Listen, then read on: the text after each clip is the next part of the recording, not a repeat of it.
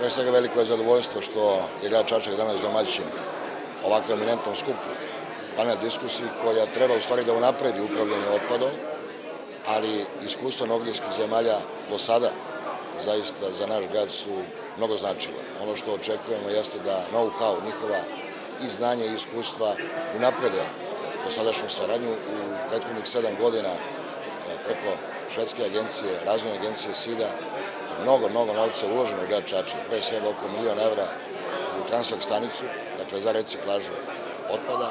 Otišli smo korak dalje, uradili smo i rekultivaciju uz veliku podršku, naravno, i Vlade Republike Srbije, nesanitarne deponije u našem gradu, a takođe švedska vlada je finansirala i projektno-tehničku dokumentaciju za izgradnju postrojenja za pročišćavanje otpadnih voda.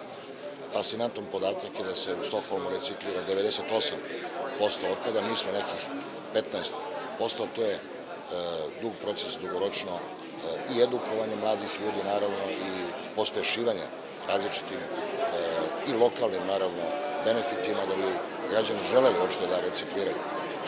Ovde imamo priliku da se upoznamo i sa iskustvima javno-privatnog partnerstva i lokalnih samouprava i privatnih kompanija, kako to funkcioniše u nordijskim zemljama. Znamo da funkcioniše besprekorno.